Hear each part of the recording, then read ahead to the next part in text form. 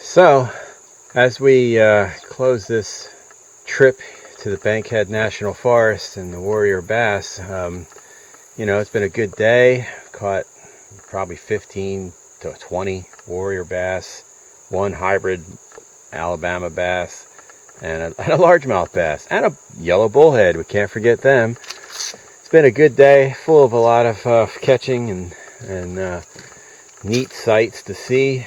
And it's always interesting to think about the situation here.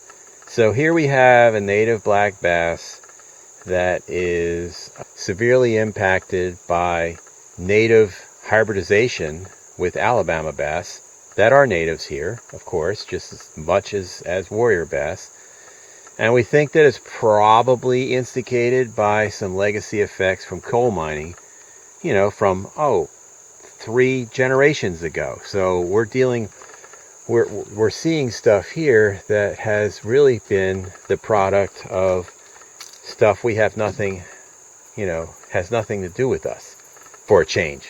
We're not the ones that caused the problem. It's been our ancestors that have.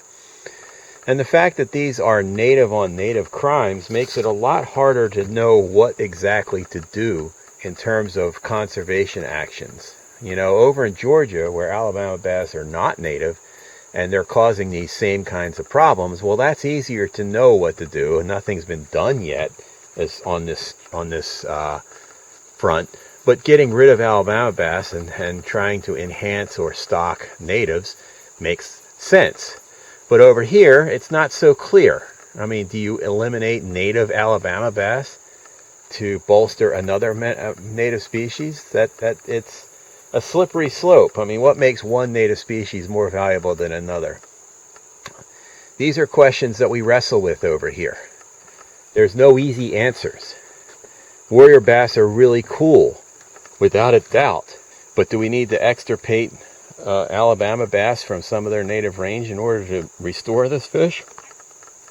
And how do you restore legacy effects from coal mines, particularly in a state that doesn't really have much in the way of regulations to do such a thing? And how much interest is there in restoring this fish anyway? That's another really serious question that we probably don't want to know the answer to be honest with you, because I suspect that if push came to shove, the answer is not very. One last thing is that we're a little less worried about warrior bass than we are with some of the ones over in Georgia. And the main reason for that is the existence of Bankhead National Forest. Bankhead National Forest is a refuge for this fish. This fish, probably all but maybe 1 or 2 pure populations in this entire fish's range, are all found within the bounds of a national forest. A lot of the other red-eye bass species are not nearly so lucky. There's some parts of the Bartram's bass that are also in national forests. There's not any national forests that I can think of that are serving as a protection for Altamaha bass or the Chattahoochee bass. Chattahoochee National Forest, sadly, is pretty much outside their range. And so, therefore, I think we're a lot more concerned about these other fish that don't have a refuge, at least not a federally protected refuge.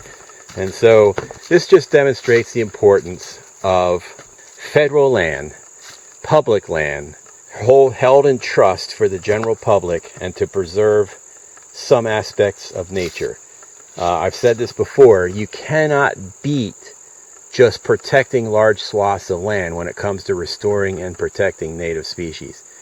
You can do all the restoration actions in the world, but the scale is never the same as protecting, hundreds of thousands of acres of land from development and mining and those sorts of things.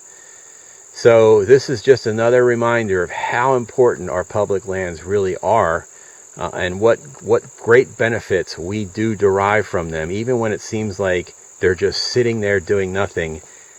What they're really doing is protecting the future for our kids, their grandkids, and their grandkids.